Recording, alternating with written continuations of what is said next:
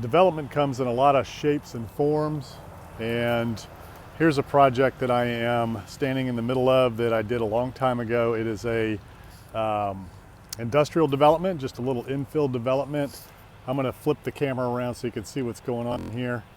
But out getting a little exercise this morning, just wanted to show you this. So this is just a street that was put in, and made a little cul-de-sac here, and then did some commercial industrial pads for all these small little metal buildings that you can see here. Very inexpensive construction to build these metal buildings, very inexpensive development to do. You just you get the land, put it under contract, put the roads, utilities in, water, sewer, things like that, electric, cable, internet, gas, all that good stuff.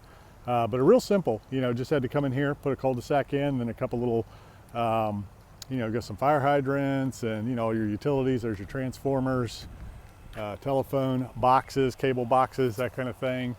And then what we did was we created pads, and then these pads were sold to individual owners. And then there's a building down here, for instance. So this guy used to be a framing contractor for me, but was also an excellent auto mechanic, and he wanted to start his own business. So he came in here, bought the pad, built the building, and he ended up taking one end of the building for his automotive repair shop. You can see the tires all piled up over there, and started out with just one bay, a couple of lifts, and just doing what he could do.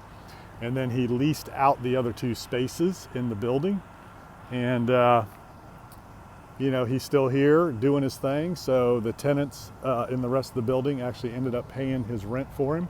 Same kind of thing over here. This was done by, I can't remember who bought this building or pad, built the building, but same thing.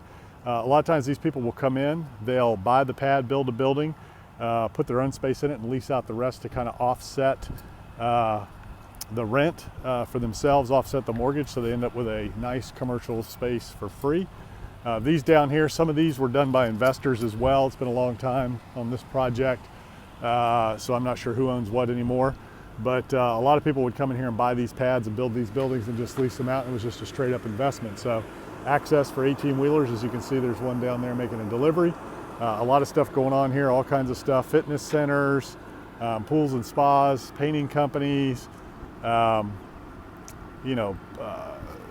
repair shops, just, all kinds of different things. So this could be a great little infill development project. This is a commercial industrial infill development project, and these are very popular. These little office, warehouse, industrial type spaces. A lot of small businesses need these. Now again, you got to be careful. You can't go and just put one of these anywhere.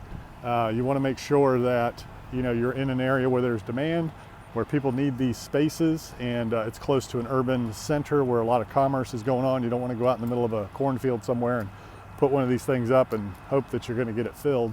You want to make sure that there is demand, that there's commerce going on, and that people need the spaces. But right now, these spaces are very good. They're quick, easy to do, and they're in high demand. The smaller spaces like this are in very high demand. So you can also go in and take a big building that's vacant, and chop it up and put multiple tenants in it, on the industrial side. So this can be a great little project, great little infill project. They're not very expensive to do. The infrastructure is inexpensive on these.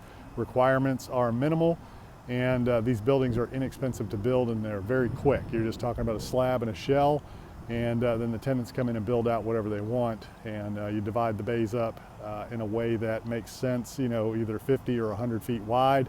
Very popular use, very popular in this economy right now, with a lot of small businesses taking off that need small office warehouse space, artists, mechanics, contractors, manufacturing, e-commerce, just, fitness centers, gyms, all that kind of stuff. So great little infill development project. You should try one. Very low barrier to entry into the world of development.